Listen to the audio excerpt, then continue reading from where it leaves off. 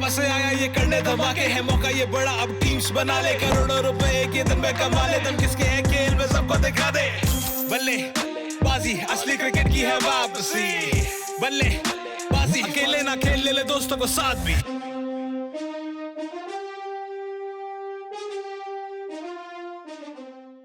IPL में आज 46वां match खेला जाएगा और यह मैच होगा KXIP kings 11 Punjab versus Kolkata knight riders के बीच में।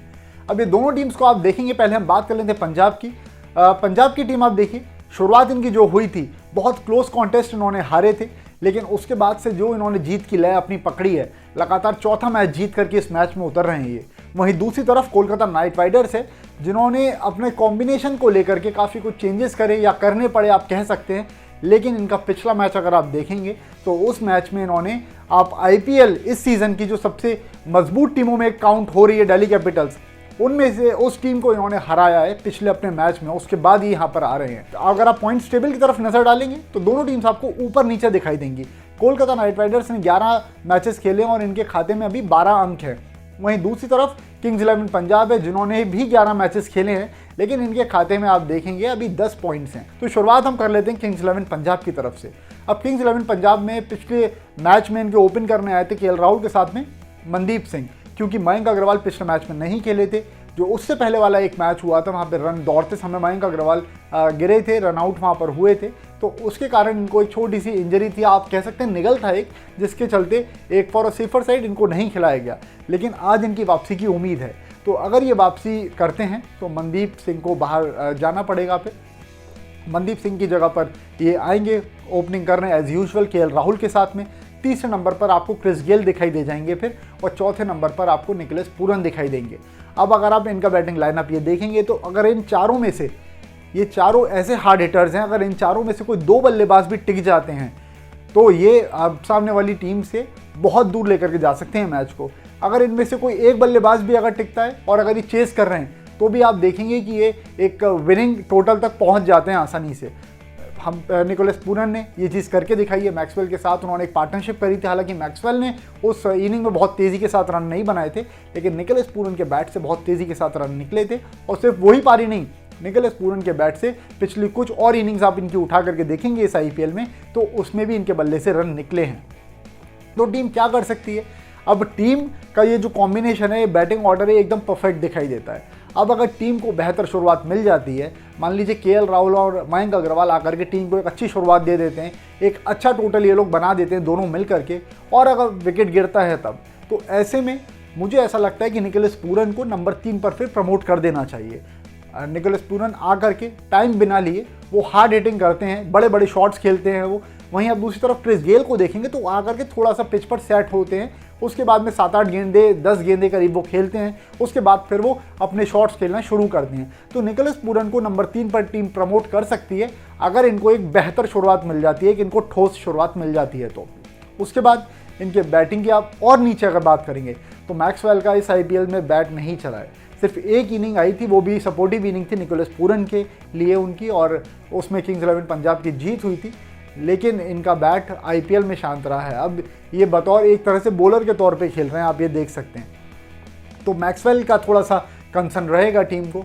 लेकिन आप फिर नीचे आते हैं उनसे, इनकी गेंदबाजी की तरफ आप देखते हैं केएक्सआईपी की, तो आपको फिर क्रिस जॉर्डन दिखाई देते हैं, अर्शदीप दिखाई देते हैं, आपके पास मुरुगन अश्विन है, आपके पास रवि बिश्नोई हैं।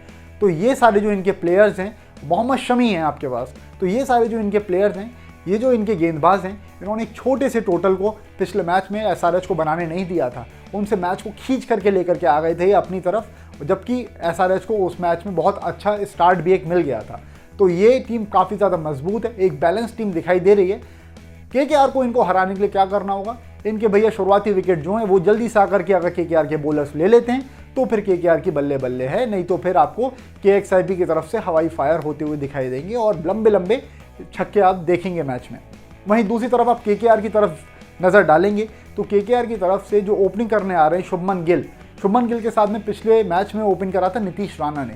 अब शुभमन गिल की आप बात करें तो इनको अपने ओपनिंग कॉम्बिनेशन के बारे में थोड़ा सा विचार करना होगा, क्योंकि आप अगर जितने भी बैट्समैन हैं उन सब के आप स्टैट्स अगर देखेंगे तो लोएस्ट स्ट्राइक रेट है as an opener Shubman Gill का। तो टीम क्या कर सकती है? टीम के पास विकल्प के तौर पे, एक ओपनर के विकल्प के तौर पे राहुल त्रिपाठी मौजूद हैं। सुनील नरेन का वो वाला एक पंट हो जाता है कि भाई वो चलेंगे तो चलेंगे, नहीं चलेंगे तो फिर आप दोबारा से आपकी टीम नीचे फिर लग जाती है।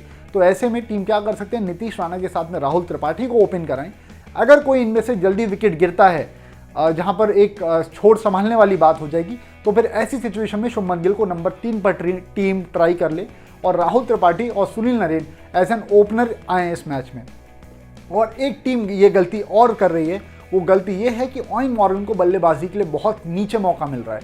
पिछले मैच में नरेन ऊपर आए थे उनसे, दिनेश कार्तिक भी उनसे ऊपर आए थे। नरेन तो चल गए थे लेकिन दिनेश कार्तिक फ्लॉप रहे थे।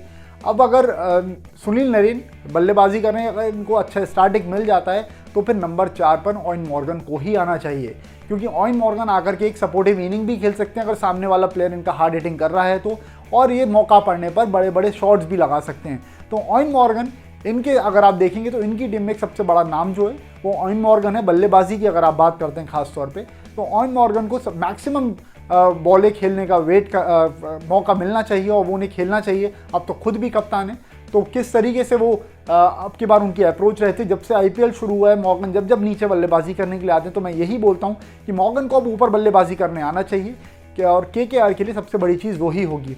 वहीं पर आंद्रे रसल एक इनके लिए और कंसर्न है, क्योंकि उनकी हैमस्ट्रिंग की परेशानी लगातार बढ़ती जा रही है। लेकिन अब मुझे ऐसा लग रहा है कि अगर आंद्रे रसल आज वाले मैच के लिए फिट भी हो जाएंगे, फिर भी टीम अपने सेम कॉम्बिनेशन के साथ जाएगी जो पिछले मैच में गई थी, क्योंकि नरेन ने वहाँ पर आपको प्रदर्शन करके दिखाया था। अब हालांकि शारजा का ये मैच है और शारजा में छोटी बाउंड्री है तो नरेन उसका फ़ायदा भी उठा सकते हैं। Andre Russell out of touch भी चल रहे हैं, तो आंद्रे रसल शायद आज भी आपको बाहर बैठे ही दिखाई देंगे अगर वो फिट हो जाते हैं तो भी। वहीं अगर आप और इनकी गेंदबाजी की तरफ नज़र डालेंगे, अब नीचे आते हैं तो इनके पास में पैट कमिंस है, हाईएस्ट बिड जिनके ऊपर हुआ था इस IPL में। साथ में लॉकी फर्ग्यूसन भी आए हैं और उनको काफ़ी लेट मौका मिला था, लेकिन आकर के उन्होंने इम्पैक्टफुल प्रदर्शन किया था। अपने पहले ही मैच में 3 विकेट ले गए थे वो, लेकिन पिछले मैच में उनको विकेट कुछ खास नहीं था उनका प्रदर्शन, तो ये चीज़ रहेगी। साथ में वरुण चक्रवर्ती, पिछले मैच में 5 विकेट हॉल उनके नाम था और दिल्ली कैपिटल्स को हराने में वरुण चक्रवर्ती ने एक अहम किरदार निभाया था।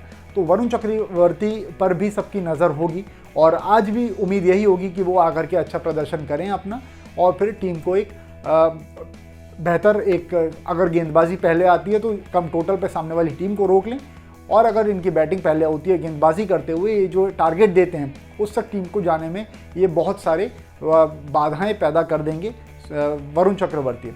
अब अगर आप, ये तो दोनों टीम्स की बात हो गई, अब अगर आप पिच वहाँ की देखेंगे शारजा की, तो शारजा की जो पिच है उस पिच पर शुरुआत में आप देखेंगे तो पेसर्स को ज़्यादा फ़ायदा मिल रहा था। और स्पिन और पेसर्स दोनों के कंपैरिजन की बात कर रहा हूँ मैं इस वक्त।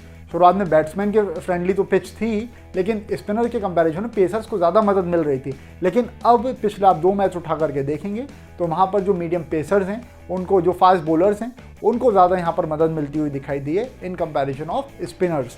तो आज भी वही चीज़ देखने के लिए हमको मिलेगी। तो ये तो कुछ दोनों टीम्स के बारे में था, और आप जल्दी से बल्लेबाजी डाउनलोड कर लीजिए ऐप, लिंक डिस्क्रिप्शन में दिया हुआ है। ऐप आप जल्दी डाउनलोड कर लीजिए, वहाँ पे जाकर के अपनी टीम बना लीजिए, पूरे दिन इधर उधर एनालाइज करते रहिए अपनी टीम, जो भी कुछ चेंजेस हों वो कर लीजिए। टॉस होगा तो अपनी फाइनल टीम लेकर के आप लीग में उतरिए। बहुत सारी लीग्स इन डिटेल आपको स्क्रीन पर दिख भी रही होगी। अगर कुछ कन्फ्यूजन होता है टीम को लेकर के, किसी प्लेयर को लेकर के, तो आप, मेरा इंस्टा हैंडल है याग्निक.शशांक की स्क्रीन पर आपको वो भी दिख रहा होगा।